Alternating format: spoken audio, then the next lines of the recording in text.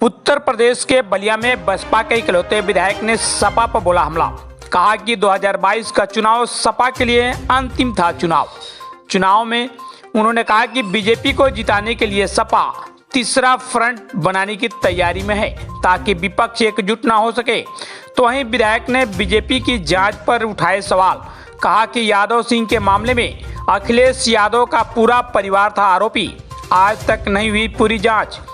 रसना विधानसभा से बसपा विधायक उमाशंकर सिंह ने तेलंगाना के सीएम की बेटी की महिला आरक्षण की मांग पर भी सवाल उठाए। उन्होंने कहा कि गांधी जी की प्रतिमा के सामने महिला आरक्षण की मांग के लिए पत्रक देने से नहीं मिलेगा आरक्षण। पहले अपने राज्य में महिला आरक्षण लागू करें। चुनाव के सामने ही क्यों याद आती है ये सब आरक्षण और अन्य मुद्दाएं। आइए सुनाते हैं एक रिपोर्ट। उत्तर प्रदेश में सपा के पास कुछ बचा नहीं।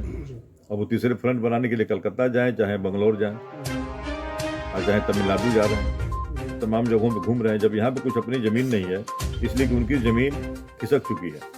2022 उनके लिए अंतिम चुनाव था और 2022 में जितना उनको चढ़ना था चढ़ लिए। अब उनका डाउनफॉल है।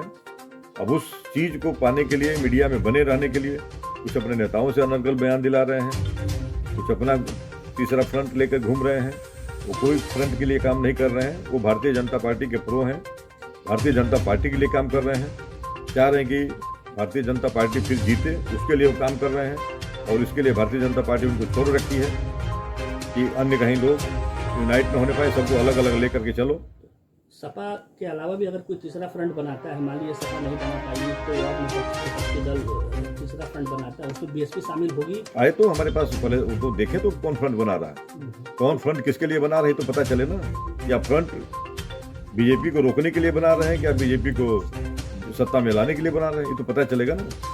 अब अखिलेश जी का आपने नाम लिया तो वो तो बिल्कुल बीजेपी के लिए काम कर रहे हैं, इसलिए कि पूरे उनके परिवार पे आज तक प्रोफेसर रामगोपाल जी पे बताइए, यादव सिंह उसी अपराध में कितने दिन उसी जेल में है, और जिसमें उनके पूरे परिवार के लोग सारे लोग सेम इन्वॉल्वमेंट है, सभी लोगों का सेम शेयर है।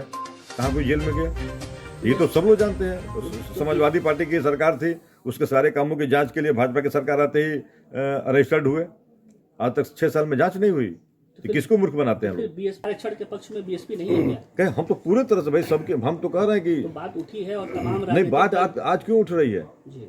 ये बात नहीं उठी है, ये काम करने के लिए नहीं उठी है, ये केवल चुनावी मुद्दा के लिए उठी है। हम सबको समझ रहे हैं, हमारे पास जो अधिकार है हम खुद कर सकते हैं, हम क्यों नहीं कर रहे हैं।